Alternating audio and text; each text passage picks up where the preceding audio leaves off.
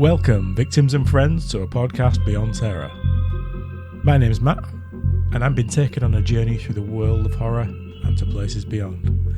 My driver and guide, as always, is our friend, the Crypt Keeper himself, Mr. Easy D, Dave Middleton. What an intro, Matthew. You know, a free ball in it, but there we go. How are you, my friend? I'm not bad. It's your professionalism just throws me off every time. I like to be as professional as possible, even if I can't say the word. I just, sometimes I'm just like, I just can't even speak. I like to use English language as a weapon. Actually, yeah. That sounds like a really good hip-hop track. A pleasure weapon. A weapon of pleasure. I'm okay, Matthew. Yes. Thank you very much. What have you been up to? I've been buying silly toys again. Look, they're everywhere. I am surrounded by toys. I've been buying like those trolls from the 90s, but people transform them into like stuff like Event Horizon and Return of the Living Dead and things like that. Fucking hell. And I bought some really expensive Universal monsters as well. Of course you did. Graded? Yeah, actually, yes. It's funny you say that. It's funny I should say that. Yeah, they are graded, yeah. Yeah, so I'm preserving toy history. Indeed, you are. But we're not here to speak about toys, Matthew. How are you this week? Oh, you know. Yeah, I'm all right. Joking aside, I'm all right. You're good. Yeah. Full disclosure, this isn't the first time we've attempted to record this episode. We are late with our episodes in general. This is probably a third proper attempt to do it. Yes. Because it's one of those subjects, once we get started, it's quite, there's a lot to it. It's a multifaceted subject, if anything. Very much so, yes. Very much like a particular scene from the book of this thing. It's been long and hard. We've tried to approach and squeeze as much in from as many angles as possible, and it's just ended up weird. 7 angles. Those people who know. 6 angles, sorry. If you know, you know. If you know, you know, yeah. Yeah. So, why don't we crack on? Why don't you tell us what we're going to be looking at? Yeah, so we have been, we could even say investigating, really, couldn't we? There's been plenty of investigations. Yes, for the series, the films. But right now we're starting with a 1990 series. Okay. Which is Stephen King's It.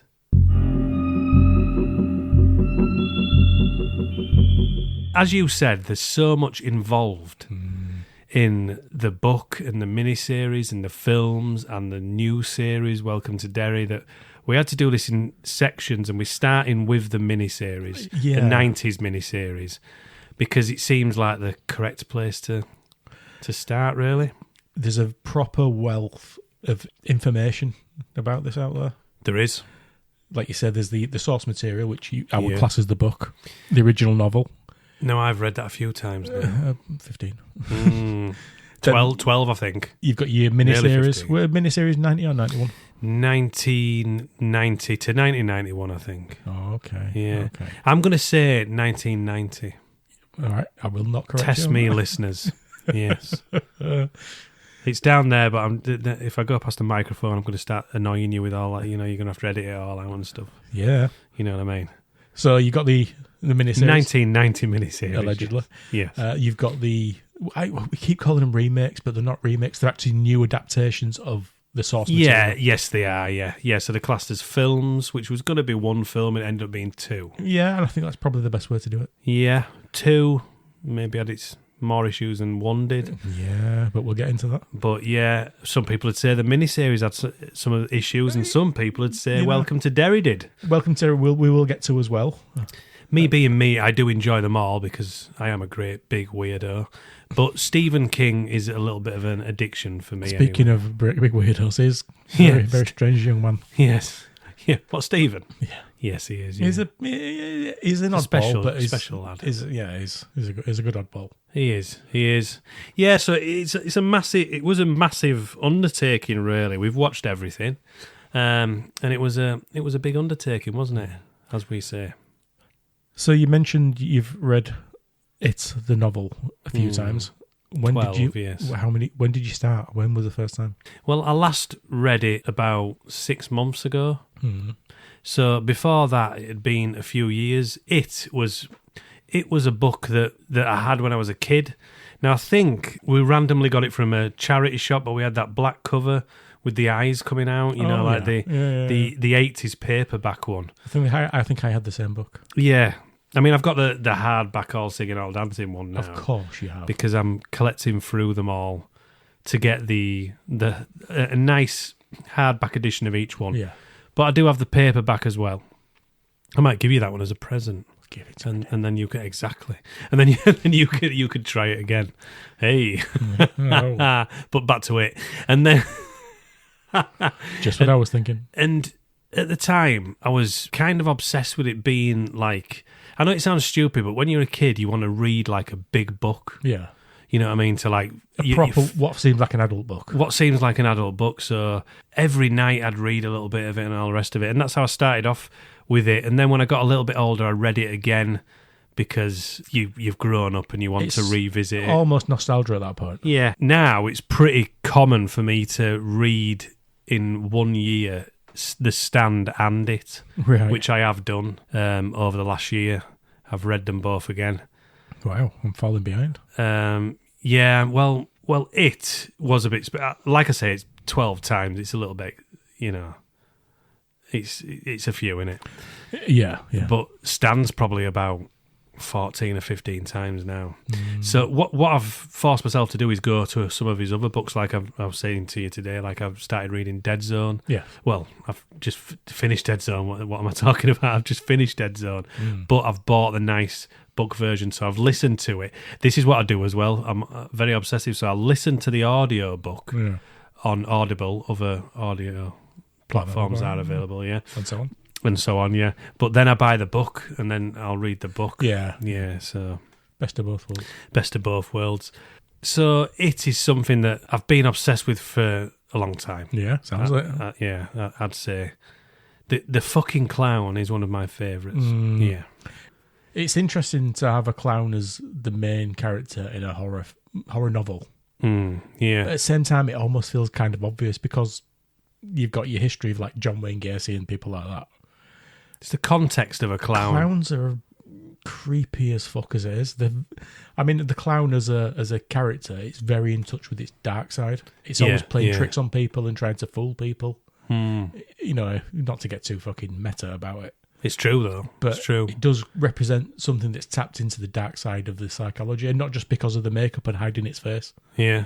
So the smile turns to a frown. You know what I mean? You don't know what the makeup's hiding. No, that painted on smile, what's underneath it. And it's this weird thing that it feels almost too obvious, but also really clever to use a clown in a horror context because it immediately works. Yeah. And I think the entity of what it is, if it's an entity, we class it as that, I guess, wouldn't you? Yeah. Liked that fact that a clown kids would trust it or whatever, but then at the same time still be creepy or scared enough to, not fight back or whatever. What about the miniseries? Did you watch that when it first came out, or were it a little bit later? Yeah, so it was on TV, and it came out on that double video. Do you remember that? I had that video. Yeah. I had that. I think I've probably still got it somewhere, Matthew. Yeah, probably. I've got the DVD and the Blu-ray down there, which is... I'm really not surprised. In fact, I'm looking at them right now. Yeah, and the new films there. Look. So what's the difference between those two? Which ones? The Blu-ray and the DVD. Is it like extra features on? No, I'm just a weirdo. There's okay. Actually, when the Blu-ray came out, there weren't any real extras in it. I just upgraded it and then never sold the DVD, which I usually do. But yeah, I don't think it was on TV. I think it was on the double video. I think I probably watched on TV. I remember it being on TV. Yeah. So maybe I did. And I can't remember whether it were 4 parts on TV or 2 parts like the video. Can you remember? I only remember it being two parts, but like I say, I had the video. So. It was clearly 2 parts and supposed to be because it goes dark, doesn't it? And then starts again. Well, it makes sort of sense as well because you got them as kids in the first half them as and adults in the second half. So exactly. It sort of naturally breaks into 2 parts. Right? Yeah, which the book goes all over the place. Yeah. Like we've done on our 52 attempts to do this. I did read the book when I was younger. I can't remember how old I was. I would have been a teenager and a younger teenager. You just read it once? I think so. I don't remember reading it more than once. You're taking it home with you tonight. I definitely read it twice. Now I think about it. I read it twice. I think I read it the first time because I remember reading it and remembering bits from the first time. So I've definitely read it at least twice. Yeah. I don't think I've read it more than that. Not as many as Dave. No, you've read it twice this year. Yeah. Pet Sematary I've read a fair few times as well. But it's like that special bond that the kids have, and then... Well, it's sort of almost a horror film that's ideal for kids because it's got like the relationship between the group. Yeah. And it's something that... And they're going out to beat it as well. The actual setup of the friends group resonates with kids. So I could see why like all my friends knew of the film. Yeah, exactly. Yeah. Everybody knew what it was. It was cool to like it, kind of thing. Yeah. It's rare that... I mean, you get horror films that kids watch. He does that though, doesn't he? But you don't resonate with the kids in Nightmare on Elm Street the same way that you do with the kids in Stand By Me. Particularly in It. Yeah. As a horror film. He has a way of doing it. He has a way of making it comfortable to the fact that you're like, oh, this is nice, and then you realise it's not.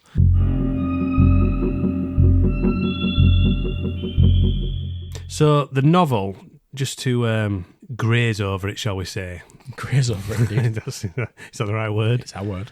It was a large novel as well. Yeah, it is. I remember picking it when I was a kid, and it is a big ass novel. It is. I've read it a few times, as you know. As I know. 1986. It always felt a bit earlier than that. That's weird. It does feel late. Yeah, it feels late in 1986, but it was 1986, and I had to almost check that it was 1986 as well. Yeah. Obviously, it's a hefty book. It goes through like every aspect of every character numerous times. Yeah. But it's a brilliant book as well. It's how they actually managed to make a miniseries out of that book is miraculous in its own way, innit? Because the book obviously has all these things usually are. There's a lot more information in it. There's a lot more story. A hell of a lot. There's a lot more, obviously you go into a lot more detail about the characters. And a lot more detail. Yeah. Again, if you know, you know. If you know, you know. But there's a hell of a lot more story in it, a lot more content, should we say. Yeah. And it must have been a difficult thing to whittle that down into just 2 parts. Yeah, definitely, because he didn't even randomly go into each character. He went back and forth. Yeah. You know, that's why it's been so difficult to summarise, really. This is where we've struggled before to try to whittle down what we're going to fit into this. Exactly, yeah. But yeah. Because it's such an extensive piece of work that it's easier to just, level them out. So that's what we're going to do. So to summarise the book, we're going to say that this follows every single aspect of what everything became at the end, and there's still more involved. Even with the new films, the series, there's still more in that book. And that that could come out of somebody's head. Well, that's the thing about Stephen King. And it's crazy, isn't it? Any sort of prolific writer. Yeah. Where does it all come from? Yeah. And I don't know if it were a conscious thing with Stephen King that he wrote things that intersect, stories that are connected. Yeah, yeah. Or if it's something that sort of happened in retrospect where people have seen these things. I know he puts like little references to his other works in there. Yeah, he does, yeah. Like a universe. Yeah, and it's sort of connected that way, and other people have then connected dots that maybe were not intended to be there. That just happened to have been written into these things. Yeah, so then they create their own way as well, don't they? Yeah, I mean it has. I mean, if you look at the book with the miniseries that we're talking about today, the miniseries does summarise the book the best, I think, rather than the films. Yeah, yeah. Now I know you've got all the extensive parts in chapters 1 and 2, which we'll go through when we do those. They did include different things, didn't they? They did include different things. I don't know whether it's a nostalgic thing, but I think the miniseries links to the book better. It does leave a lot out, don't get me wrong. Yeah. Hockstetter and horrible things like that and stuff. Yeah. But it does leave a lot of that out, but I think it summarises very nicely the miniseries. Cast-wise, there were quite a few notable actors in this, as well as some newcomers. Very true, yeah. Sort of both in terms of the kid actors and the adult actors as well. Bill Denborough is like the main character. Would you say is the main character? Yeah, I'd probably say overall, because even in the book it starts. Yeah, doesn't it? It's the death of his brother that that's triggers it all, really. Really sets it and all off. Bill's is a writer. He's the surrogate version of Stephen King, I think.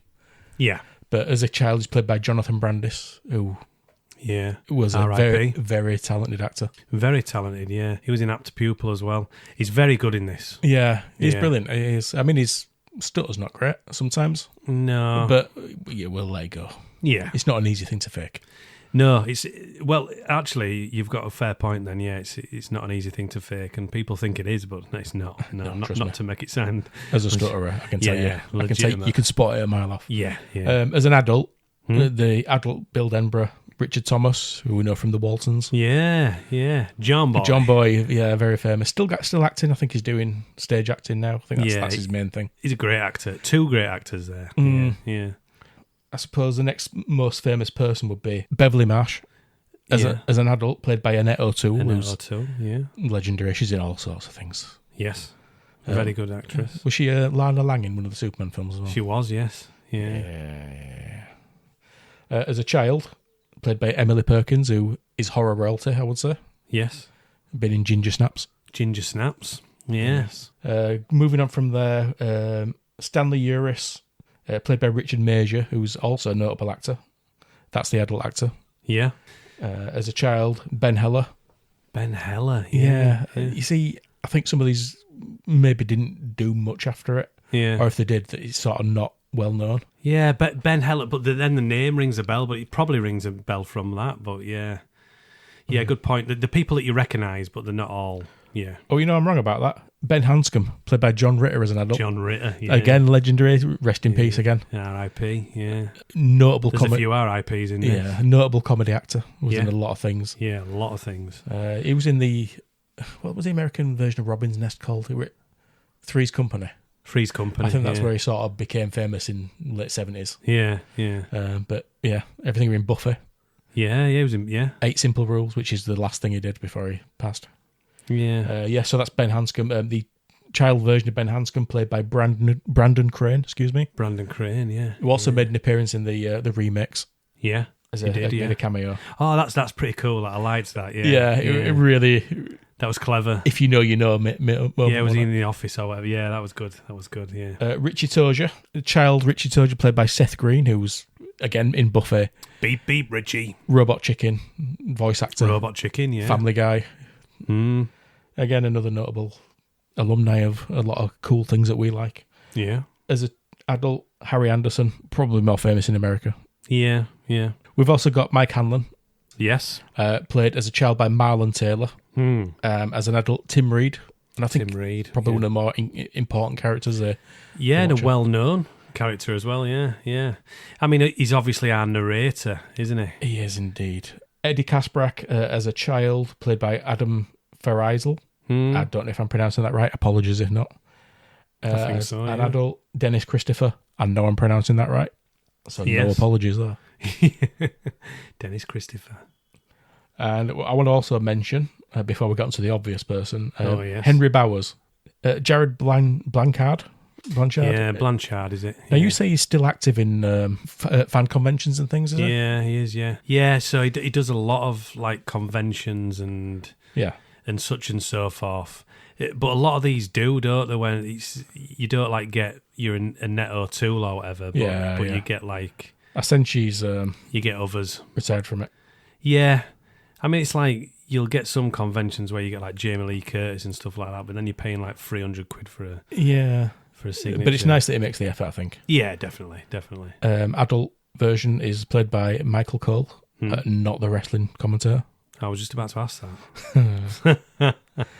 And I also want to mention Olivia Hussey, who plays Audra Denborough, who's a famous actress. Yes, she is. And Tony Dakota plays Little Georgie. Yeah, good old Little Georgie. And of course, we can't go any further without mentioning the man, or the clown himself. The clown himself. Tim Curry. Legend. Would you say this is one of his most famous, if not the most famous? Do you think this is a bigger role than Rocky Horror Picture Show? Than Sweet Transvestite? Do you know, like, in some ways, because of the fan culture, I'd say they're probably equal. Yeah. Would that be fair? Probably, yeah. It depends. Massive fan bases. Yeah, exactly. Massive fan bases. Still people do, like, cosplay and stuff like that, both characters. You know, more Rocky Horror Picture Show, I guess. But, yeah, iconic roles is just Tim Curry, innit? By an iconic actor, yeah. By an iconic actor. Yeah, he's obviously he's multiple sclerosis. He's not in best of health, is he? He's not in the best of health, but he still completely gets on with it. He's got, the drive and determination, still does conventions from time to time.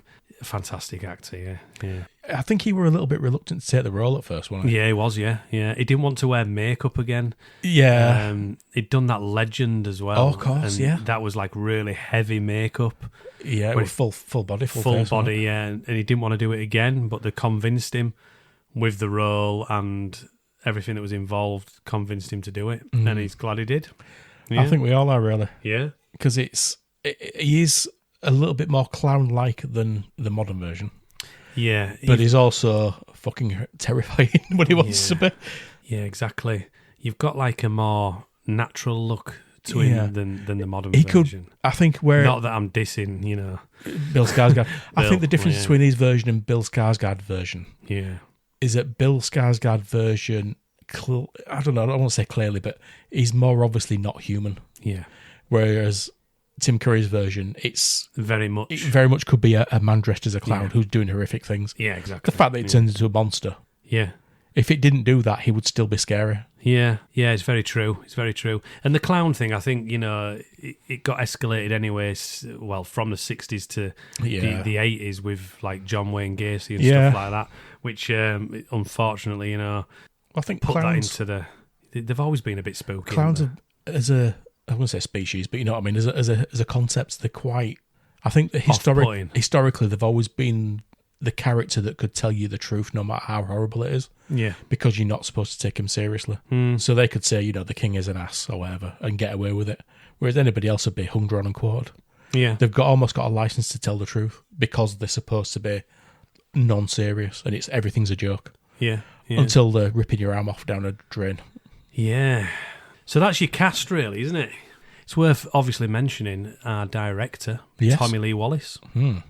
So Tommy Lee Wallace, as you know, will be very popular in my world, being the director of Halloween Free Season of the Witch. No witches in it. Yeah.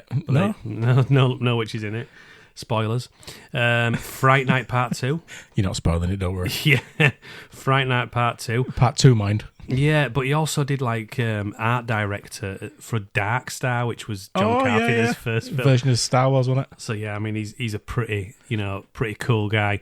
So obviously with this comes Richard Bellis with the music. Fantastic soundtrack. Really good soundtrack. Very nostalgic to me. I mean sometimes I'll listen to it whilst working. I'm a weirdo, but yeah, what a soundtrack. So those two just perfectly matched. Yeah. And I just think, it's worth, as well as the cast, mentioning them as well. I think it's warranted. Obviously, Tommy Lee Wallace, legendary. Yeah. Warris? Did I say Warrison? Warris. Tommy Lee Wallace. Tommy Lee apologies. Tommy Lee Wallace. I did it again then. Tommy Lee Wallace, legendary.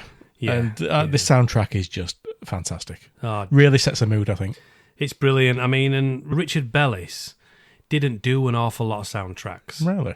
But they wanted him for this one with his almost like carnival type music in between, operatic music in between, classical music, just all this kind of stuff, and they just waved it into this. There is a lot going on. There's a lot going on in it, and I don't think anybody else could have done it the same, so worth mentioning. Yeah. I think credit where it's due.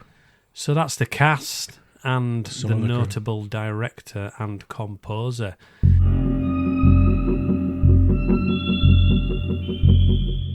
So I think the main start to the plot is very much like the book. Yeah. The death of our poor Georgie. The killing of Georgie. Yes, the killing of Georgie. Not that one. Chapter 1. Yeah, yes. Georgie Denborough. Yeah, Georgie Denborough is Bill's little brother. Yeah, he just wants to play with his little boat. It does, yeah. It's been raining that day. Yeah. Bill's ill in bed. He's sorted his brother out with a new boat. Yeah, we get that nice scene where they're sort of brothers bonding. Yeah. You can see that they get on. It's the little brother thing and all the rest of it. And he goes out with his boat. Don't come back again. To cut a long story short, Georgie gets murdered by a clown. Yes. It's our first glimpse of Pennywise as he leers out of a grate after Georgie's boat slips down it. Oh, Oh, they float, George. Yeah, and there's so many sort of things that came out of that scene. When you're downhill, you float too. Yeah, it's fucking brutal, isn't it? It is. Is the fair way to say it. Georgie gets killed. But very, very strong. Yeah. Dead as fuck. Yeah. Dead as dead And is. this sort of triggers... Is he deader than dead? Well, we don't know. We do, but we don't. Because we see him again, but it's not in a good way. Yeah, it's the way that it starts the story proper, and it's the way that it starts the story proper in the book as well. And it sort of gives you the glimpse into Bill's personality. Yeah, it does. It does. Why he's like his relationship with his parents, who were a little bit distant after this. Yeah. So we get this in a lot of Stephen King stuff. We're not going to go into it because we'll be doing other Stephen King ones when we get into it. But the distance between parents when there's a loss, it's a common for the other kid. It's quite a common thing with Stephen King, like losing a sibling, and he must have gone through it. Possibly, he must have done. But yeah, that's sort of Bill's introduction to it and George's introduction to it. Exactly. I mean, and following on from that, you then get the cast of characters, really, don't you? We meet all the cast. We meet all the cast because Bill's obviously is struggling with it all. He's got the stutter and everything before. It's nothing to do with that. It's just that he's suffering with it all, to the fact that these guys end up coming together through not that situation, but... Well, we see a little bit of each character's... Each of them... I want to say damage, but you know what I mean? Yeah, in their own... Like his best friend, Eddie. Yeah. He's a very sort of meek and mild child. Yeah. He's got an overbearing mother who's convinced that he's ill. Yes. Because he's all the time. He's constantly like huffing on his inhaler and stuff. And, you find out later on that he's probably not got asthma. Hypochondriac. Yeah, I think but through his mum, by proxy. His mum, it's not his, I think it's his mum who just convinces him that he's ill. Yeah, it is. So we see that's kind of Eddie's struggle, that, he's being controlled by his mother. Yeah. His mother didn't really approve of his friendship with these other children. And Bill's always been his best mate before this starts. Yeah. He has. I mean, they all go down. They go down to the Barrens with each other, and you get introduced to Richie and Stan. Yeah. You could see that they've been mates for a long time, but Ben is new to the block, so to speak. Yeah, when they meet new Ben. In school, isn't he? Because we see that scene at the beginning where Ben's sort of introduced as being the new kid. Yeah, he is the new kid in town. Henry Bowers is there, and you see Henry bullying the kids. He's very skinny like me and you, isn't he, Matt? He's a big fat lad. But he's 80s fat, so not really. Yeah, a bit exactly, chubby. yeah. Not a big fat fucking whale like the make out. No, he's not as bad as But he's getting bullied. He makes an enemy of Henry Bowers. Yes, yeah, he does, yeah. He meets a friend. He meets Beverly Marsh, who he immediately falls in love with. So they're all linking in together. This is what I mean. It ties in really nicely without making it too heavy story-wise, which is what we're trying to do with the podcast as well, to do that. So you've met Ben and you've met Beverly. You meet Mike, who's giving a bit of a presentation. You get a bit of the history of Derry. Derry, because he's obsessed with the history of Derry and all these things that have happened. You hear about like the explosion at the ironworks and all that stuff. Yeah. And it's, you get a sense that there's something terribly wrong here in Derry. Yes, exactly. To coin a phrase. Literally to coin a phrase, yeah. Yeah, so you've got phrase. Yeah, so then when you've got them all together, they're linking up through this, you get a history really summarised in the miniseries of each of their lives. So you get elements, don't you? You sense what's happening, really. But you also get something being wrong with Derry. You also get like glimpses of the private lives as well, like when Beverly goes home and you realise that Dad's abusive. Yes, yeah. In the miniseries, he's verbally abusive and a bit controlling. In the book, he's physically and sexually abusive. Yeah. You get that sense of damage. And there's also that she's getting bullied at school and stuff. Yeah, exactly. Mike, there's a lot of racism. He's had that his entire life and stuff, and obviously there's this story about his family and. Yes, I mean we're in the late 50s here in the miniseries. Yeah. It's worth mentioning when the children. So because you're in the mid 50s, it's in a small town in America, a small white town, predominantly white town. You're struggling that they're the only. In the book, it goes into it massively. We will keep summarising the book, but in the miniseries, it just shows that they're a set of racist bastards. Yeah, because Henry Bowers sort of corners him just because he's black. Shall we say it uses some choice words? Yes, he uses some choice words. Ben develops feelings for Beverly straight away as soon as he meets her. So, like Matt says, when they meet, she's a nice girl who's pleasant to him. Beverly Marsh, Beverly Marsh. It didn't take Beverly, much. Beverly Marsh. It didn't take much to No, bless him. make him head over heels. He sends her an anonymous poem, and I think that's quite important. And Dave's going to recite that poem now for us in a really nice way. Do you want me to? Yeah, oh, God, yeah. Your hair is winter fire, January embers. My heart burns there too. They all float. And when you're down here... And when you're down here with me, you'll float too. Yeah, there's some true poetry in this book, isn't there? Yeah, there really is. Yeah, there really is. Yeah, I think It is a beautiful poem, that. Beverly sort of don't feel the same about Ben as she does about Mike. Yeah. Mike? What the fuck? Not Mike, no. Well, all of them eventually, but... Again, about Bill. Yeah. Yeah. Yeah, so it's Let me all- start that again. It's like, yeah. What it is with Ben, obviously, he's worshipping Beverly. He does the little poem. But Beverly's got her eye on Bill. And she thinks that Bill wrote the poem. And she thinks it. So it all gets squiffed, as it does when you're a kid. Yeah. It's actually quite naturally done, isn't it? Poor Ben has to sit there while watching She's- Beverly making dough eyes at Bill all the time. Yeah. Which, you feel bad for him. You do feel a bit bad for him. Because Bill's not that No. interested. He gives her a bit of a coy look at the end. Yeah, but he's not that interested. No. You get the impression that he's not really ready for the girl thing yet. I mean, his brother's just been brutally murdered by Yeah, a stranger. You don't really fancy the old after your brother's been brutally murdered. Yeah, I see where you're coming from there, Matt. Yeah, But what we don't get is there's no other sort of love triangles in there. It's not like Richie No. and Stan and Mike don't seem to feel the same about Beverly. it's a friend thing, isn't it? Yeah, and I think that's a good thing because they could have really made it a bit. It made it a bit weird. Yeah, yeah. I mean, it starts off with really it coming into it, which is the clown. Obviously, he comes to the children as a clown. Yeah, To put it in the easiest sense. So the first time that they see this is separately. So within they all have their individual. they're all in their experiences. individual. Yeah, they all have the different experiences of the clown. So Bill has the experience of it to start with him coming out of, is it George's? Yeah, he's in George's room. He's in George's room and he comes out of the photo album. But the problem here is, and the point we need to make is that the parents can't see this.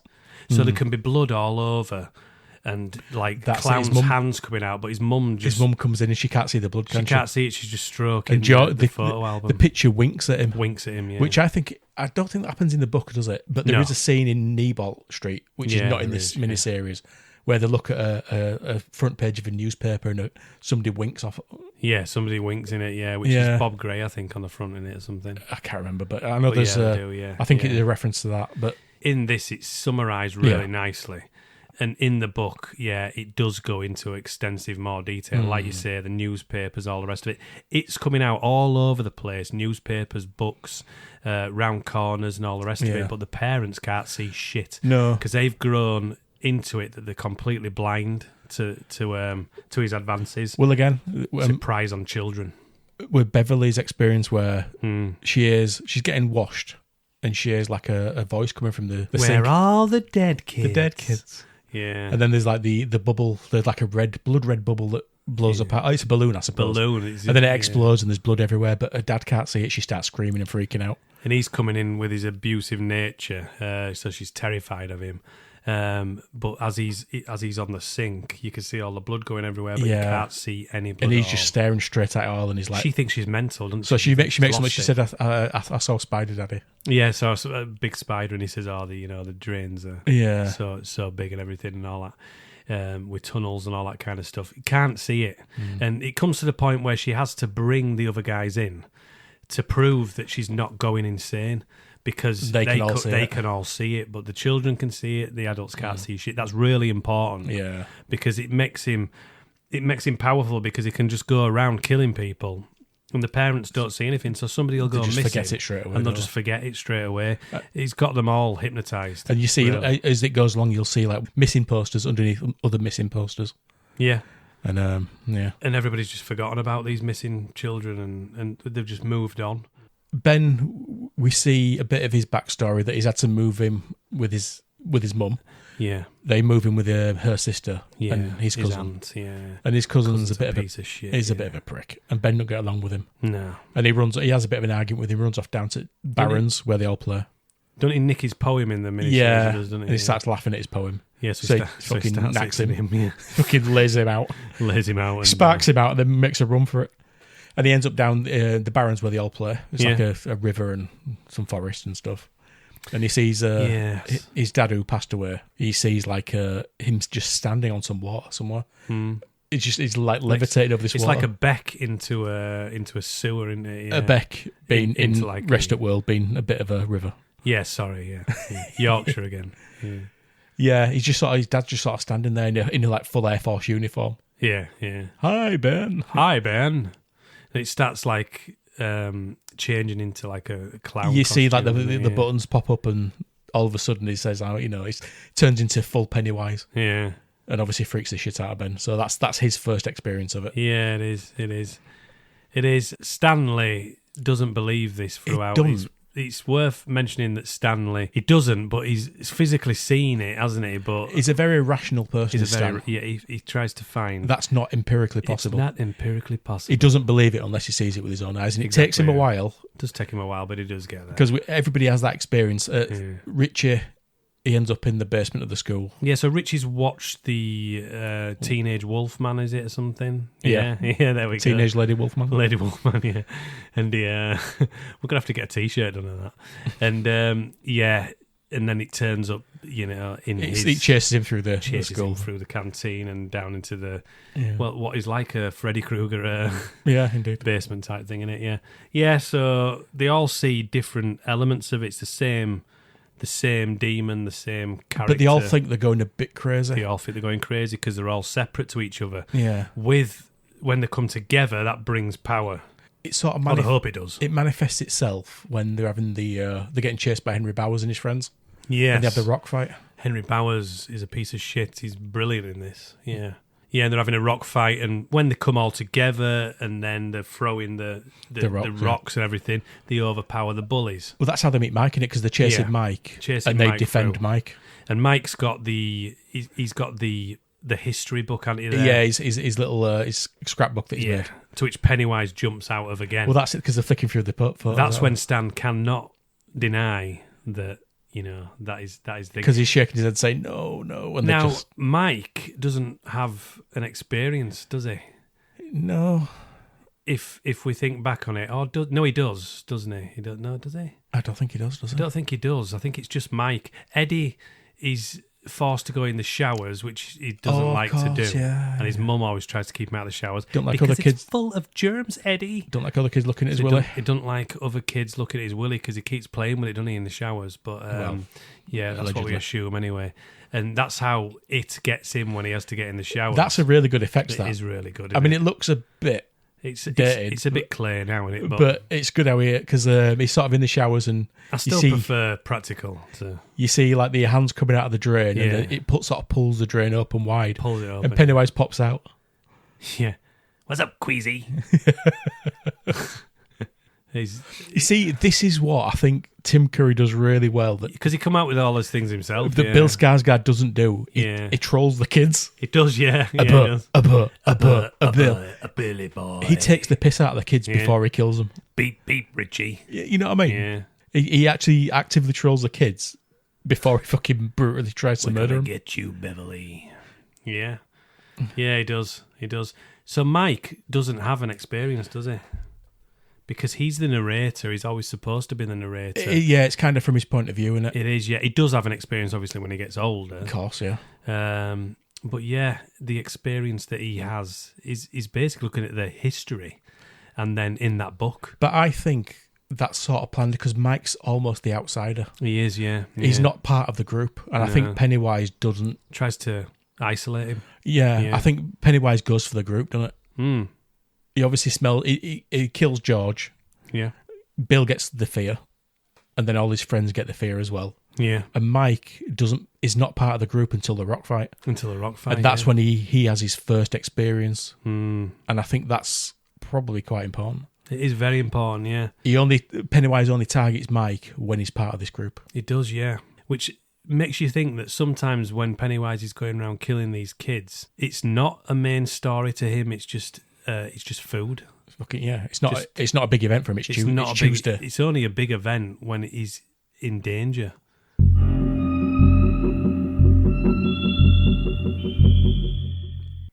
Do we ever find out what Pennywise is and where he comes from in the miniseries? In the miniseries, not the book, Matthew. Yeah. I know we do in the book, or to a degree. Yeah, to a degree in the book we do. And then, obviously, they're still building that lore now, aren't they, so to speak? Yeah. In the miniseries, you don't really find out where he's come from. So the way to explain it the easiest is that in the book, it all goes on about this. He's come from outer space millions of years ago and all this kind of stuff, and all these laws of it, and how he's, Well, they're from a point beyond space. Beyond space, yeah. Like, I always thought when I was a kid, like demon, but it's not. It's like some kind of entity, would you say? I think he's effectively a god, isn't he? Yeah. A type of god. Effectively he is. A godly being. Yeah. Yeah, he is. Because in the extended lore, I'm not going to get into it too much, there's about 4 or 5 of them. In the miniseries, to simplify it, his favourite character is a clown. Right. But it comes to the situation that he wakes up every certain amount of years to feed and take over this town. Then he goes back to sleep. So I think the initial thought is that he's some kind of demon, some kind of force that then likes to parade around as a clown as his favourite character. So yes and no is what I'm saying. They know that he's got this lair, or whatever, where in the sewers where we find out about, and all the rest of it, and that he takes souls or he takes bodies. So he's not eating bodies in the miniseries, so to speak. Yeah, he's about the souls, isn't it? He's more taking... It feeds on fear. But we never see him really attack adults as well, do we? No, we don't. No, I think there's order. He never even interacts, does he, with adults until order? Yeah. And that's because he has to. Well, that explains why he's a clown, because obviously clowns attract kids. It's a tricky one, really. But we know he's not human from the fact that he turned into a big fucking monster. Yeah, and the fact that he goes down like drains, pulls drains up, and like on the first part where he turns into light. Deadlights, yeah. Deadlights and all the rest of it. So, yeah. But we don't really find out what he is. I'd say just that he's something supernatural. He's some kind of supernatural force. So what he does is he takes the souls or the fear or the life essence. Yeah. It feeds on it and he goes to sleep for 26 to 30 years or something like that? Yeah, it is, yeah. There's also like some disaster every time as well, which it doesn't really explain much about in the miniseries, but in the books... In the books, it's very clear that some horrible thing happens. To sort of like end it. Yeah, every 26 years. And then he goes to sleep. And that always changes as well. Like in the book, I think it's 26 years on the new films. Yeah. Is it 32 or something in Welcome to Derry? And it's like about 20... It might be 26 in the book as well. Yeah, well, I think Welcome to Derry is the same as the new version. There's a new version. Because it's obviously like a prequel, so to speak. Yeah. Of course it is, yeah. No spoilers. No spoilers there, yeah. No spoilers, yeah. I forgot about that. Well, let me ask you this. If you wanted to fight against a supernatural force, such as a big fucking clown, how would you do it? I'd get 2 little silver... Yeah. Belief, Matthew. Belief, yeah. Yeah, you've got to believe that you can defeat him and not show fear. And this is what they try and do initially, innit, as kids? Yes, as kids they try not to show the fear. And, like with Richie, it's the Wolfman. So they get silver earrings, yeah. Well, they practice with the catapult, don't they, as well? Yeah, with and the catapult. Beverly's a dead shot. Beverly's a dead shot. The rest of them are awful, which means that it was always supposed to be Bev. Indeed. So they go down in sewers. Bill's convinced them that he needs to stop this fucking clown. So that's what they do. So the plan is, being kids, they get the backpacks on, they take their supplies, and they go down into the sewers. Only problem is... Yeah, a few nice lads from the neighbourhood are after them anyway from the rock fight, and they see them go down into the sewers as well. Yeah, Henry Bowers is after him, innit? We don't get much of Henry Bowers' backstory in the miniseries, do we? Other than... Not really, no. One sort of... The bit at the beginning where he's getting told off by a teacher for bullying. Yeah, I mean... He says something about my dad's going to tan my hide. My dad... Yeah, so you get summaries of his dad, but you never meet his dad in the miniseries. The book to summarise Henry Bowers' dad is awful. Yes. He's the reason Henry has become what he is. Henry would have probably been a piece of shit anyway, but he wouldn't have been a dangerous piece of shit. His dad has turned him into a fucking animal. He's a fucking Doberman. He is. He will destroy you. If he doesn't like you, he's going to fucking take you down, and he don't give a shit how he does it. Well, he's I mean, a horrible bastard. I think the first instance of proper bullying we see with him is he's about to fucking cut his own name into Ben's stomach. Exactly. That's what he does with Ben. He's going to cut in Henry into Ben's stomach. And they're following the kids down into the sewers to do much Even worse. his mates are trying to stop him. Like, Henry, don't actually Bill cut Belch him, is like... Yeah. And he's like, he would have definitely done it. And that's how they get down to the Barrens. And that's how they know to follow them into the sewer. Yeah, so they follow him down into the sewers to see God knows they're what doing. he's going to do if he gets hold of them. Will he grab Stan, doesn't he? Yeah, so when there is sewers, he does grab Stan and run round the corner. Now, when he runs round the corner, he does start to take Stan's The buttons off off the shirt. with his very sharp flick knife. But Pennywise comes in a different guise, doesn't he now? He almost saves his life. Weird. It almost saves his life, yeah. So he comes as the Deadlights, which we were talking about before. And this is when you can get intently into the story. But what's going to happen here is Belch is fucked. Belch is his best mate. Literally fucked. Literally fucked. The Deadlights take him. And then Henry's hair turns completely fucking grey. And let's face it. It's a little bit corny. It's a little bit corny. It is a little bit corny. I would just sort of turn around with the light. He's backlit. The backlight him. And then turn him around with his big fucking poofy haircut. Yes. And by poofy, I mean like a pompadour. Yes. Now, this does mean that Stan gets away, doesn't he? Yeah, Stan makes a run for it. He makes a run for it. Henry, we don't see him at that point. We then go to the battle with Pennywise for the first start of it. They know something's going on to the Seven. Yeah. Because obviously all this noise is going on and all the rest of it. So they come together as a circle. Yeah, they hold hands, don't they? They hold hands now that Stan's back. But somebody's got hold of Eddie's hand. Pennywise. Well, they have a bit of a battle, don't they? They have a bit of a battle with And Pennywise. we get that moment where Eddie pulls out his inhaler. This is battery acid, you slime. And I think he's the first one to make a mark on him, isn't he? Yeah, he does. He makes a mark across, so he's got like a burn right down on his face. And then Beverly hits him. She misses with one. She hits him with the other. Crack shot, yeah. And this is when you see that he's not just a clown for real here. Well, you see all sorts of light and shit. All sorts of light and shit coming out of his forehead, and he dives into a very small drain that you could never get into. Yeah, you see the big hairy hand come out as a... But yeah, effectively, they know they've not killed him. Yeah. But he does get away. He gets away. But they've fucked with him. They've scared him. You get a... And they sort of hope he's dying, but then they make that promise to get out of there. Yeah. They make the promise that if it ever does come back... If it does come back. Now. Promise me you'll come back. There's something we have to talk about in the book. There is a scene between them... injuring Pennywise running away, and the scene at the end. Yes, which is missed out in the miniseries for good reason. For good reason, yes.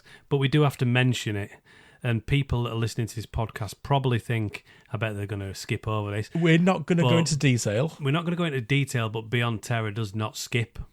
I know Stephen King has this thing about free writing. He does. Where he doesn't know what... very worrying. He doesn't really think, I'm going to write this. I'm going to go from A to B to C. He just writes, and whatever comes out, comes out. Yes. And we have this scene where I think the best way I can describe it is gratuitous lovemaking. Yes. Between the group. And I say between the group, it's mostly between Beverly and the group, let's face it. It's supposed to, and the element of it is to bring them closer together. That is the element of it. But how he gets these things in his head... Well, it's very, very controversial, isn't it? There is.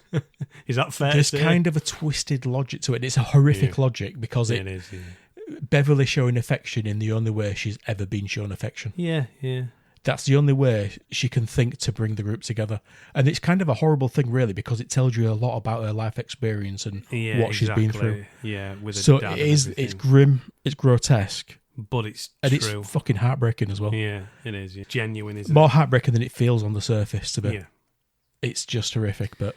There was no way they could put this into a miniseries. No, and I'm kind of glad they never tried to tackle it because it's too big of a conversation. It's almost big. Did you see how they change it round in the miniseries? No. Cut each other's fingers. Oh, yeah, with the bottle. Yeah. Yeah, with the bottle, and then... That's then bonded by blood. But yeah, I think that's better than... It's a lot better. But Stephen King. I think it's one That's of what those. came out of his head. I think it's one of those things that it's something even more horrific than a demon clown killing people. Yeah.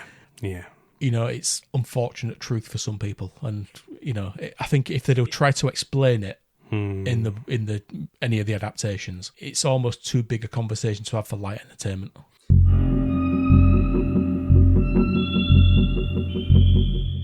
We see scenes where Mike, who is still in the town, Yes.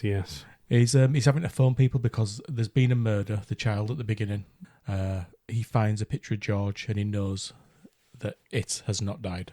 Yeah. So A picture that could not be there. Could not be there. So he starts making phone calls to people. Bill's the first person. He also phones Stan. Now, Bill kind of promises it'll come back. Stan's a little bit less... Yeah. He's not as convincing.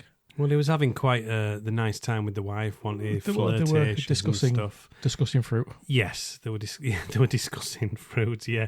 And then... he gets a phone call. Yeah, and that And changes. he doesn't really commit to coming back. He just says he'll try. Yeah. And then he says to his wife, I'm just going to take a bath, honey. And the entire first section, the first part, ends with his wife coming in. She brings a can of beer, which is a nice thought, isn't it? She does, yeah. It's very thoughtful of her when he's having a chilled out bath. But he has decided that he can no longer partake in life because he offs himself in the bath. And that's the end of the first part. What does it say on the wall? In his own blood. He writes in his own blood, it. Or IT. Maybe he's having a computer problem. It could be having an IT problem, yeah. I was going to say phone, but they didn't really have mobiles back then. Do you know what? I never thought of that. Yeah. I mean, anybody who's ever dealt with an IT department would feel like cutting the fucking wrists in a bath. Yeah, well, yeah. And if he was dealing with an early PC, that would have been painful. Oh, Jesus Christ. Can you imagine? That would have been quite painful. Either way, he's dead. Yeah, And he's not going back to Derry. So thoughtful of you there, Matt. I'm just saying. The motherfucker's dead. Yeah, he's dead. He's dead as fuck. Yeah, dead as fuck. And that's the end of that. That's the end of part 1. Part 2 starts. We see Mike making more phone calls. He gets in touch with them all, sort of one at a time. He speaks to Richie. Richie has a fucking panic attack because he's just come off a stage and he's had this bad news. So he goes from an extreme high of performing to an extreme low of finding out that the thing that nearly killed him as a child has come back and wants to kill him again. So Richie he says, yeah, because Mike says, do you remember me? And he says, yeah, I kind of remember you. Yeah, because they've kind of forgotten, haven't they? We find out that moving away from Derry makes you forget. But he kind of promises to come back, or he kind of says he'll try. I think it is. Yeah, they're all a little bit like, oh, who the fuck? I kind of remember this guy, but I don't remember this guy. Yeah, and he phones Ben. Ben is an architect, as we've already said. Yeah. He's with a nice-looking young lady. He is. Takes her back to his loft apartment. Is about to... They're quite drunk. Bone the shit out of her, as they say. Yes. And he gets his phone call. Romantically. And he just walks off, doesn't he? Yeah. So he has his little panic attack. He phones Eddie. We see Eddie driving a limo. He immediately rushes home, and is it his mum in this one, or is it his wife? No, so this one it's his wife. Right, okay, but his wife sort of and similar personality to his mum. Yeah, so they've kind of linked it round, and then in the book it's his mum. Right, yeah, okay, yeah. So he tells his wife he's got to go back, and she's Eddie. She's screaming the shit out, just screaming at him Eddie as he's out of the door and down the road. What about your medicine, Eddie? And then we see, fuck. And then we see... That was quite realistic, wasn't it? It was actually good. And we meet Beverly again. Now, she seems on the surface of it like she's got it together. Yeah, she does, yeah. She's a fashion designer. She's with a partner. I don't know if they're married. Are they married or they're just talking? Yes, they're married, yeah. Okay. Yeah. But anyway, she has this phone call and she immediately starts packing. Her husband's not too happy. It turns out she's met a husband who's just like her dad. He's abusive. He's horrible piece of controlling. So they have a bit of a fight. She fucking lamps him with a jar of moisturiser or something. Yeah, it looks heavy. Yeah. Yeah, but she clocks him right in noggin. Right in dome with it and makes a run for it. So they all head back to Derry to see what the fuck's It's a nice way of leaving that, isn't it? Clock into smack him in the head with cosmetics. Some cosmetics, yeah. I suppose there are better things to be hit by and worse things to be hit by. Well, yeah. So they're all on the way back. So they have to sort of reconnect then, and you've got this thing, and it's almost like similar to real life when you see somebody you've not seen since school. Yeah. Because you do forget things, and things come back to you when you sort of see people again, and you can't believe you're looking at the same people sometimes.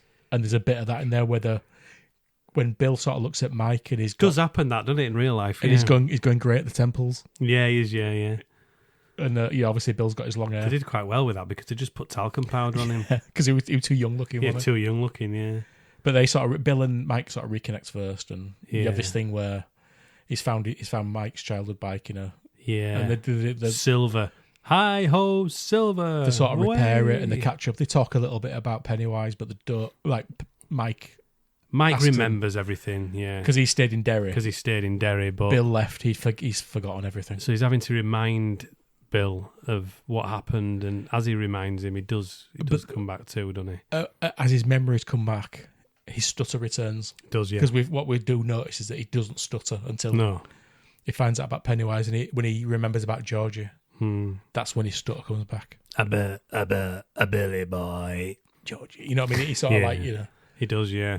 Yeah, so it's almost as if they're like being reset back to what they were. Which is kind of what you do when you meet somebody again. Kind of is, yeah. And when Mike's organised a meal in a Chinese restaurant. He has, yes. And as everybody's walking through the door, they end up sort of reverting back to the childhood state. Yeah. Even though they don't necessarily remember everything that's happened. Beep, beep, Richie. Yeah, they remember enough to, become a unit again. Yeah, they do, yeah. They sort of remember more when they have this Chinese meal. horrific Chinese meal. Where that'll be us tonight, Matthew. Damn straight. No, we don't get fortune cookies. The fortune cookies start breaking open and walking around the table. So that's when they all sort of start to remember. Yeah. But they've all had like little experiences before that, though, aren't they? Because like when we see Richie get into town and he goes to the library to see. Yeah, because he goes past the cinema and it says R.I.P. Richie Tozier. And then he goes to library and there's he sees Pennywise again for the first time. Yeah. So they all have these Prince Albin in a can. They have these little poor guy out. Yeah. You have these little experiences. Leave while you can, Tozier. So yeah, it's you're too old to stop me. Too old. You'll die if you try. So they've seen it a few times. A couple of times, yeah. So they have these experiences, and it sort of reminds them of what they run away from in the first place. Yeah, it does. Yeah, so they all get that. It's like Eddie's in the chemist. In the chemist pharmacy, again, yeah, in the pharmacy, yeah. And he gets that experience there that is what he were always terrified of, what he were always hiding from. Yeah. Yeah, and Ben, it's when he goes to the fence where Henry Bowers tried to cuss him and he sees the balloon in the back of the car. Yeah. So they all have something. They all have something that happens. And then they have the Chinese meal, all that stuff happens there. So they realise, Yeah. And that's when they go back to the library. Yes, it is. They realise that Stan's not made it. Because they open the fridge and Stan's head's in there. Yeah, well, Mike tries to ring, doesn't he? Yeah. After that as well. And he finds out that he's been finds killed. out that it definitely is. Because I think it might be a trick from Pennywise, but no, he's in there. All the gang's back together. And he's in the literally in the fridge, isn't he? Which is not good for Stan. It's not good for fridges, really. Not really, no. If you're going to put raw meat in a fridge, you need to at least cover it. Yeah, you do, really. Yeah. It's not very hygienic. It's not. No. And it also, raw meat, bottom shelf. Yeah. It's clearly in the middle shelf. It's not. Whoever did this is not a chef. No, they're not. They're not. Yeah, but they're sort of reluctant to get involved again. Yeah, Richie's like, I'm leaving. I'm too old. Yeah, I'm going to go back. It will kill us. Yeah, it'll kill us all. And then I'll kill you all. But then he decides to stay. They all decide to fight Pennywise again. They do. In the same fashion as well, Matthew. Initially, that's what we think is going to happen. Well, because Pennywise has also tapped up one of our old friends in the is it Juniper Hills ears? So Juniper Hills Mental Asylum. Yeah, it's awful how they were called mental asylum, but that is what it is. To make a point, yeah. In there is a white-haired, get it, Henry Bowers. Yeah, he's still got his white hair from. You got to help me, Henry. You got to go back and get him, Henry. You got to get him for me. And it's Belch that he sees. Yeah, under his bed. And in the I think in the book it's Hockstetter. But he's under the bed And he says, I can get you out and you're going to need to help me. Gives him his knife back. Remember when they tried to destroy you, they put you in here. Gives him his flick knife back, yeah. So somebody in like another human after him sort of thing. And another human. A threat that they would never sort of assume would happen, yeah. So from Juniper Hills, which is used in a lot of different Stephen Kings as well, as is Shawshank Prison. Yeah, indeed. Yeah, that's where Henry Bowers gets out of. So you know that Henry's coming for them. You know that they're planning to get it. But Pennywise tries to sort of... He wants Henry to pick him off before... Yeah, but so he doesn't have to do it. Because he's already got rid of Stan. He's already got rid of Stan, yeah. And Bowers reasonably successful. Yeah, reasonably successful. He gets Mike, doesn't he? Don't kill him. Yeah. But he stabs him in the gut. He gets to the hotel and he does stab him. It's not good for Mike at that point. No. It's going to need...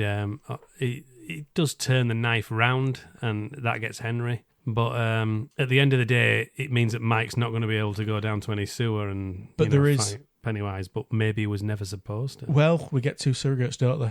Because it turns out that the two silver earrings that Bev fired, one of which hit Pennywise in skull. Yeah. Mike sort of produces them in the hospital and they're like, where did you get these from? And he says... He gives a story about when he was younger, he had a bit of a bad phase. Really bad phase and drink and stuff. And he went down to sewers to see if he could get himself killed, basically. Yeah. And he found the two earrings. He came out of it unscathed. One was in the wall and one was in the drain. Yeah. Yeah. And he gives them back, so there's like one for Stan, one for Mike. So there's still lucky 7. Lucky 7. So they go back down. Yeah. They battle him again. To battle what? Well... He's not a clown. He's not a clown. We get a bit of a... And this is not really aged that well. No. In terms of effects. And it's kind of confusing, really, because it don't make any sense. Not really, no. There's been no sort of conversation. Because in the novel, there's this thing about the ritual of Chud. And all the things about, the true form of it and the deadlights and all this stuff. Yeah. It's when we sort of see it, you see it as a big, stupid animatronic spider. Yeah. That does look very stupid as well. It almost ruins the entire... We do have to mention that. But I still kind of like it. Well, you have to give it a pass because it was made in 1990. Yeah, exactly. 1990. Just checking. Yeah. Definitely 1990. So, yeah, I mean, the effects of 1991. At the time. One of the 1990. Yeah, so it definitely is of the time. But, you've got to let these things be sometimes, Matthew, is what I say. But yeah, they have a bit of a fight scene. They do, with a massive fucking spider. Eddie gets hurt very badly. Yeah, so the deadlights come from the spider's stomach. So when it pings backwards, as if to stand, if you get your eyes in the deadlights, you're gone. Yeah, it sort of hypnotises you. It hypnotises you, so you can't move or anything. And unfortunately, Eddie gets grabbed, doesn't he? And not in a good way. And then Richie gets the deadlights because they've grabbed Eddie. So Richie's out of it. Eddie gets thrown across, doesn't he? So it's not looking good for old Eddie. No, poor Eddie. No. What ensues here is that Bev manages to get one of the earrings, the silver earrings, into the spider's stomach, which then stuns him, so he falls back. He falls back and tries to get out of there, but Eddie don't make it. He don't make it. Poor Eddie. Eddie Kasprak is no more. So what they do is they kick the fuck out of the spider. They kick the fuck out. I mean, kicking the fuck out of it's probably mild. Rip the fuck out of it. They punch the shit out of it. Or they punch the shit out of it. Kick the shit out of it until they can pull its heart out. Yeah. Then they pull its heart out, and Bill looks like something off Cannibal Holocaust, which I'll introduce you to. That's another episode. That's another episode. Not nice. He holds the heart aloft. Holds the heart out. Rah, freedom. That's a different film as well. Yeah. And that potentially is the end of it. So remember, kids, violence is always the answer. Violence is always the answer.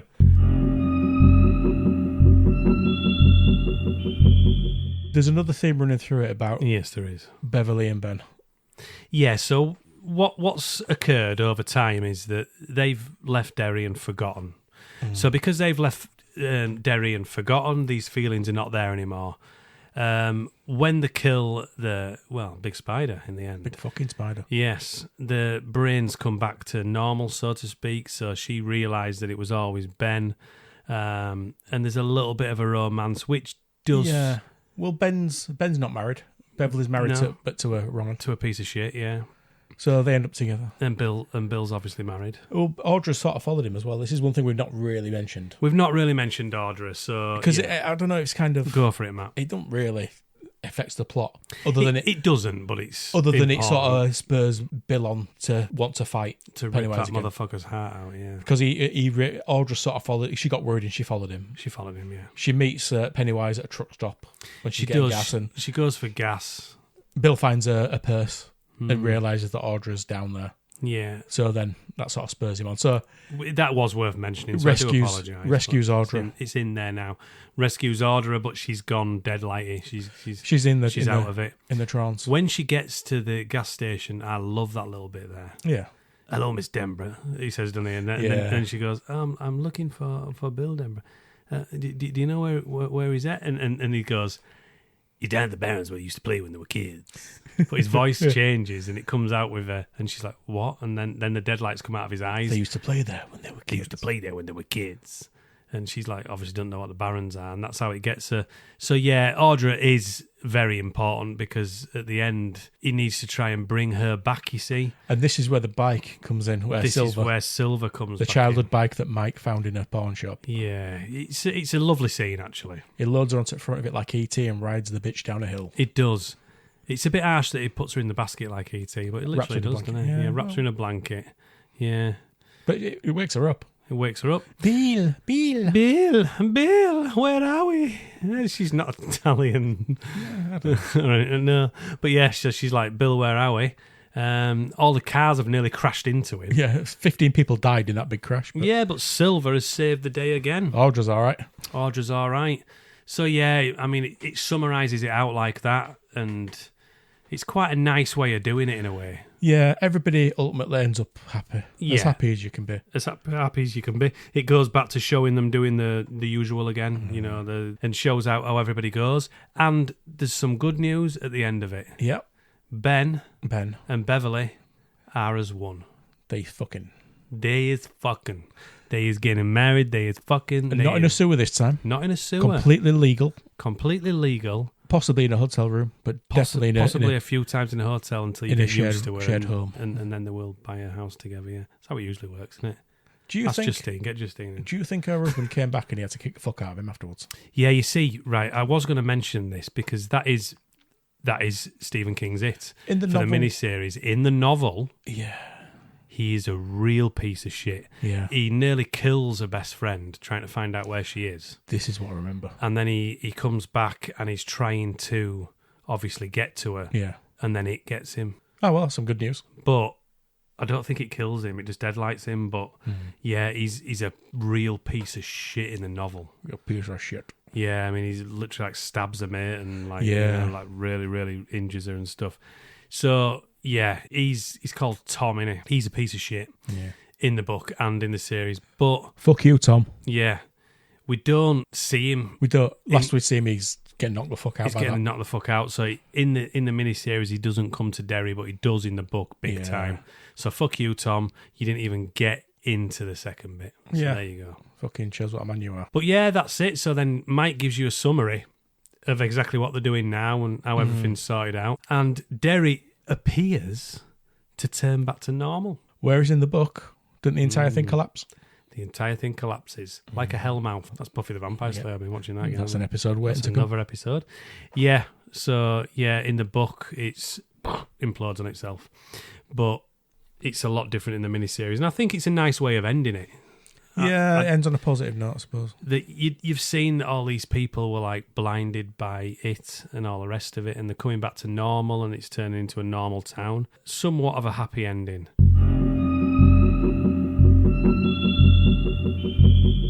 So,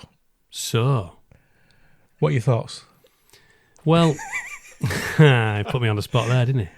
Yeah, I'm sorry about that. Were a cheap way to ask that question, but as a whole of the miniseries, do you think the miniseries stacks up to the book? Now, it's heavily nostalgia based with me. Yeah. Because of the music, me watching it at the age I was, me being obsessed with Stephen King at that point. So I have to say that it's with nostalgia in mind as well. I think it works great. I think the spider didn't work at all. Yeah. But then on the modern ones, it's, also similar. There are some. Type. Yeah, they are. There are some downsides. They are. I think it gets away with it. Do you think people who've never read the book get as much out of the story? Yes, I do. From watching the miniseries? Yeah, I do. I think it gives a good summary. Whereas if you want to go intently into the history of it, and you want to go intently into the characters, the extra guys that are not even in there, like Hockstetter, he's a piece of shit. Yeah. If you get into, if you want to get into it all, I'd almost say to get yourself into the lore of it, you should always read the book first. Yes, yeah. You could watch the miniseries first and then read the book, and it'd actually just fill in the blanks for you.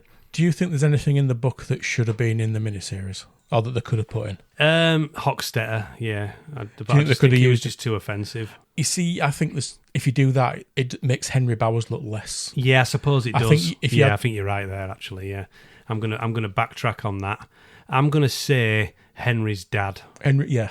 That's what I'm going to say. Because I think it explains everything else is covered, yeah. Because I think how Henry is and his experiences with his massively dad. Down to his dad. I think that's a symptom of what Derry is. And the racism thing is massively down to his dad as well. Yeah. Because they tried to take the farm off the Hanlons. Yeah, they did. And stuff in the book. And none of that comes into it. It does come into Welcome to Derry and everything.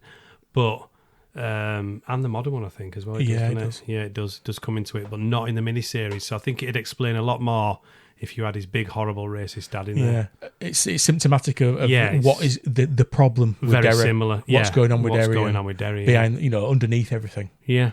But as a summary of a story, I think it's the one that works best in my eyes. I almost wish they'd just shown the house on Newbolt Street. Yeah, that is... I know they've got the bit with Stan where he's the last of the kids to see it. Don't we? Yeah. I think it's hinted that where the mum is walking down the stairs. It's supposed to be Newbolt Street. Yeah. But they never call it Newbolt Street. Yeah, so Newbolt Street is in the book very, very important. It's actually the key gate, the key place. the old well, innit? It's the old well to where he came from. Well, not came from, but where, It's his access point. That's his access point. So they changed it to the sewer. They changed it to the sewer in the miniseries, which means that's why I didn't mention it being missing. But yeah, you're right. Yeah. It should be, because this house, to anybody that was sane, would look ridiculous, like a derelict, horrible place that you'd notice every day, but none of them notice. And then there's normal houses, around it. So it's... the thing is, when we were kids, we did have houses like that around. Yeah, we did. Yeah, Amaranth and that. And we talked about recently on the show. Yeah, we did, yeah. But obviously, Derry being what it is and people overlooking horrific things, obviously they don't notice it because Pennywise doesn't want them to notice it. Yeah, exactly. Because that's his place. That's his place. But yeah, the walk around they do in the book, because I think that's where you find out Bob Gray's name as well, isn't it? You do, yeah. Yeah, so you don't get any of that aspect of it, really. In the miniseries, you get Mrs. Kirsch that's pretending to be Beverly's dad. So there's all these elements. Obviously, we didn't do a full summary of this because we'd have been here all day. People know. People know. If you've seen it, if you've not seen it, get it watched. But that's all linked round what was Bob Gray, which became Pennywise. So... And they delve more into that in Welcome to Derry as well. They do delve, so we're not going to go into that now. No. Yeah, but they do delve more into that. But I like heavily into it, in fact. Yeah, I like how they sort of expand into everything. Yeah. That's really clever. Yeah, it is really clever. So as a summary, I think it's great. Yeah, so you're right, Newbolt Street should have been in it. There's elements in the book with Richie, so in the miniseries you don't see Richie at all. Richie's dad, mum and dad at all. No, you don't actually. Whereas in the book it's quite important because it's where he becomes funny or thinks he's funny. Yeah. He's always the joker and everything in that household, whereas Beverly's always the one that's dominated or abused in her household. So it gives the different elements of the characters. Yeah. Do you know what I mean? Like, he's a cheeky little shit. He's trying to get some money out of his dad to go to the cinema and stuff when he goes with Beverly and all that kind of stuff. You know what I mean? And like, oh, Richie, you're always joking around. You'll have to do the garden if you're going to go get all that. That could have probably been See, that's the thing, thinking about it. You see a little bit you see Beverly's dad. Yeah. You see Bill's parents. Yeah. You don't see Otto Mike's. You see You don't see out of Eddie's. Stan's. You see Eddie's mum. Yeah. Stan's you don't. Stan in the book is his family's quite important, integral Yeah. to what happens, and that comes into Welcome to Derry as well. Yeah, so it does. Yeah. So And obviously Richie, yeah. I think it's almost like in some ways they've summarised it so much that they've left little bits out. I suppose you can't put everything in, can you? No, and I think it's on purpose. Yeah, because it'd have just been too. Now, this is too something we much. were talking about before, that didn't they initially want to do it as 3 parts? Yes, they did. Yeah. So probably if they did that... They'd have put those bits in. Yeah. Yeah, I mean, you can also end up being guilty of trying to put everything in a fine line. So you go Bill, Beverly, Ben, and you show every element of every single one of them, and then it's just boring. Well, Chapter 2. Yeah, tried exactly. to do. I thought I was dragged out in it without jumping into that now. I think I felt that's what they tried to do with that. Yeah, it was. Yeah, it's too much sometimes. Yeah. So I'd say yes, a few things were left out, but I'd say They got it right. they got it right. Ultimately got it right. Ultimately got it right. Do you agree? I think so. Yeah. Yeah. I think so. Yeah. Like I said, I don't think they could have. I think there was more. You could put more detail into some things. Yeah. Now I know that Stephen King did like this, Right. Okay. and That's he was a fan of it, and I think he likes the new ones as well because he always likes it when you put like more of his books in. Yeah. Understandable. I think personally with this and Pet Sematary, he was quite impressed with both of those. That was Mary Lambert. There's another episode. Yeah.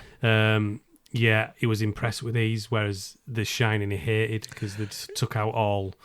Not the soul, but Jack was already mental before he was mental. You know I think what I mean? it's more of a cynical remake of it. Shouldn't say cynical. mental. He was already looked disturbed before he was possessed. Yeah, it's Jack Nicholson, isn't it? Yeah, exactly. Yeah, yeah. It's a very cynical telling of the story. it is. It There is. was no warmth. No, at the beginning, no. which just makes everything that happened. Yeah, Anyway. it does. It does. But yeah. Overall, Well, let's yeah. do our routine. Yeah, sorry, Matt. Let's follow the. Let's do thread. the overalls. Let's pull the thread. Let's pull the thread. So I'm going to ask you. Yes, I'm going to let Matt drive. Sorry, I'm going to shut up now. No, please don't. Let's follow the thread. Let's do our normal thing. I want 2 scores out of 5 from you. First of all, 5. I would like, in terms of overall quality as a piece, out of 5, what do you give it? Overall quality is a piece of art. Taking out most of your personal feelings about it as a piece of work. 4. Right. Okay. Yeah, it's pretty high for me. It's pretty high for me because I think it's heavily nostalgia based. Well, yeah, we'll get to that.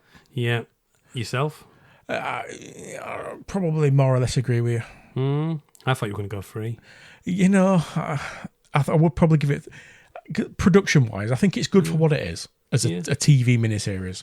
Obviously, the production is never going to be as high as it would be, but for what they got out of what they had to work with, fantastic. I think that Tim Curry as Pennywise, the performances of him and all the actors, kids and adults. In fact, it gets an automatic 4 for Tim Curry, really, doesn't it? It should do. It should do, really. Yeah. I would probably maybe a little bit lower than a 4, but more higher than a 3.5. I'd go for a 3.65. Probably a 3.7. Yeah. I'm not going to be stingy. That'll do. Because, the effects are what they are. Yeah. But the performances carry it, I think, for me. Are we going to do the nostalgia rating as well? Please do. 5. 5. 5. It meant a lot to me, did this miniseries, because I'd read the book before. My mum used to have the book. And as I say, I used to trick my mum into getting me stuff. Your poor mother. We'd go get Pet Sematary and the old fire on the fingers of the big cover. And she'd say, "Sure, you should be watching this," and everything. I'd be like, "Nah, it's fine, Mum. Yeah. It's fine." Yeah, so I tricked her into getting me the book. And I got the book because it was the late 80s one where it's the black cover with the eyes coming out of the sewer. That's the one I had, yeah. Yeah, I mean, that is awesome with the balloon. Oh, my dad had. I've still got it downstairs. Oh, yeah. Yeah, so that. So I think, and when I read it, you read it like it's hard to explain, like it's you and your mates meeting up, if you know what I mean. Yeah, Apart yeah. from the obvious parts. But then, like, at the back of our house and stuff, there was, like, a beck and the sewers. Yeah, and it's all a that kind of familiar stuff. setup, isn't it? Yeah, and I really went towards it with me loving the horror stuff. So, yeah, 5. 5. I In would a probably- long-winded way. Yeah, I probably agree with you. Mm, I wanted friends like that when I was a kid. exactly. You were looking for people like that, weren't you? Yeah, friends who gave a shit about you. A Billy boy. And maybe, yeah. Sound like Krusty wanna the be- Clown. But yeah, I mean, I remember watching this religiously. I got it on VHS, the double Yeah, box the set. double box set. Yeah, it's I got awesome. it on DVD when it came out. What we got here now? We've got Blu-ray now and digital. Yeah. You got digital on there as well. But yeah, just the experience of watching it always brings back memories. yeah, We've talked a little bit Fantastic. about the soundtrack. yeah. The haunting piano. Every time I hear that, it reminds. Every time there's a rainy day, I remember Incy Wincy Spider. Yeah, Incy Wincy Spider came up the water cloud, down came the. You know what I mean? yeah. Just they perfectly did it, didn't they? There's a mood. It captures a mood. It captured a mood exactly. And yeah, when you get a rainy day, I'm reminded of that. I'm brought back to that. I still do that with Meg when we're walking down like the Ginnel and stuff. I always go SS Georgie, and I think that's pretty sick, isn't it, when you think about it? But, Meg's a dog, by the way, yeah, Meg's my dog. Yeah, the Megameister. and a Ginnel's like an alleyway. Yeah. Sorry, I'm so Yorkshire. So yeah, 5 and 5, 3.75. Are you giving it, or did I just put 5 on? No, that's all right. I think And I'm then all right. 4 for me. So all in all, guys, if you've not watched it, then why have you got this far? And Watch the fucker. watch the fucker. Yeah. So If you've not watched it, spoilers. it's been a while as well. I'd just like to, if I can. Yeah. Sorry, we should say spoilers at the beginning, shouldn't we? Yeah, fuck it. I would like to just apologise for the lack of main episodes. I'm still getting there, if anybody knows that, but we're not going to go into that. And Matt's still putting up with me. So we're going to... I'm not putting out up anyway. We're going to get there, aren't we, brother? So we're going to speed it back up now, Matt. You're going to do 10 today. And then we're going to get back on with it. So we will be back. I do want to do my little podcast recommendations, Go for it. if that is acceptable. And then we'll wrap it up, if that's okay. And I've got a new one this week, Okay. which I've just started listening to. I'm listening to the back episodes on it. It's another paranormal one, because you know what I'm like. Jesus. And it's called The Tape Library. Is that like a library Just of tapes? called the Tape Library. And it's the Paranormal and Unexplained podcast. Okay. It's on Spotify and all the rest of them. It's really good. I mean, what he does is he looks at historic things, events. When I say things, events, things that have happened. So it can be aliens, supernatural. Sometimes when they've even been proven as fake, he'll go through it and why it's become fake. So it's Oh, that's really good. interesting. He's not trying to say, "Oh, this is all the truth," or he's not trying to tell a story. It's a tape library because it's factual. Of the facts, whether it's fake or not. Like, he puts Ed and Lorraine Warren in there, and I like to start this episode by saying these people are full of shit, which is completely true, by the way. But Yeah. that's Proven fakes. It's proven fakes. Yeah. So I mean, it's that kind of thing. But obviously, a lot of money came out of it and all the rest of it. Oh, yes. So that was my first one, the Tape Library. I would really highly recommend it as well. It's really good, really good. Another one. Well, we're on Stephen King. Yeah.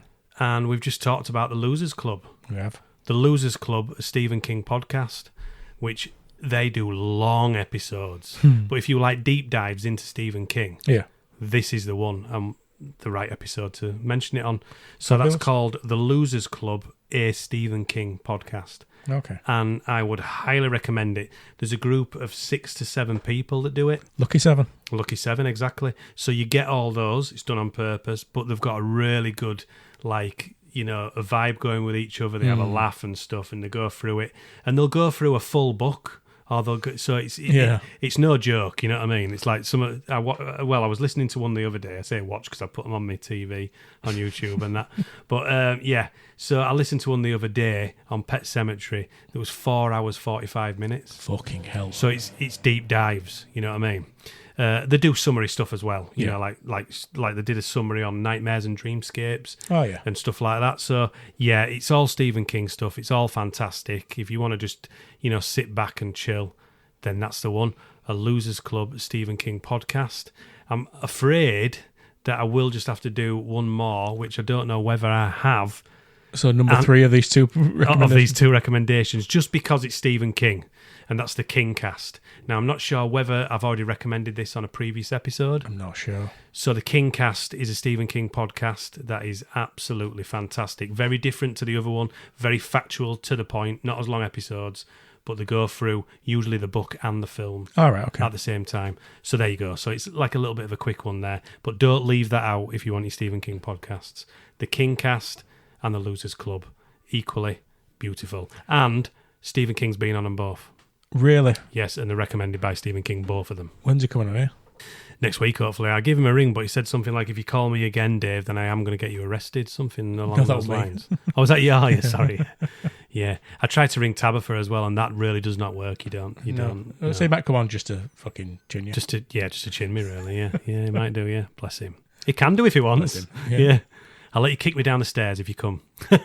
I think he's too peaceful a soul for that. He is. He's a good guy. He might write a story about somebody kicking you down some stairs. Yeah. I don't think he'd do it himself. Matthew? Yes? What are we doing next week? It's your turn again, isn't it? I am so fucking glad you asked. It is Matthew's turn next week, guys. We do Beyond Terror. Matthew, just explain to them why again, if they're listening for the first time.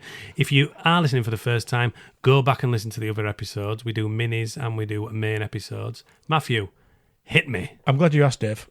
Next week, Dave is turning this fucker over to me. I'm driving this bus. Driving the motherfucker. We are going where I say we're going. We're going where he motherfuckers is. Beyond Terror, if you know, you know.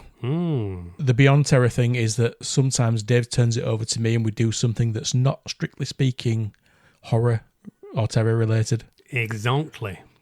My last pick was Jurassic Park. It was. Which is kind of horrific. Creature feature and all that. Fantastic film.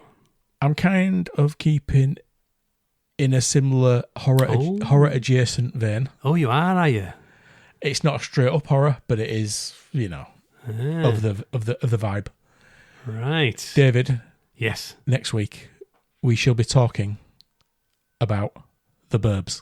Oh, mate. Oh, The Burbs. Tom Hanks. In it. Carrie Fisher. Oh, yeah. Corey Feldman. In it. Oh, fucking hell. I love that film. Yeah, that is a brilliant... And I didn't know anything about this. This is a surprise to me. I know it sounds like I'm just lying. But No. I told him he never tells it will be me. a surprise. Yeah. And I just whipped it out and slapped him in the face with it. That's what he does every time, but sometimes with the films as well. So yeah, join us next week. Awesome film. We'll be discussing, dissecting and enjoying The Burbs. I will look forward to that one. Join us.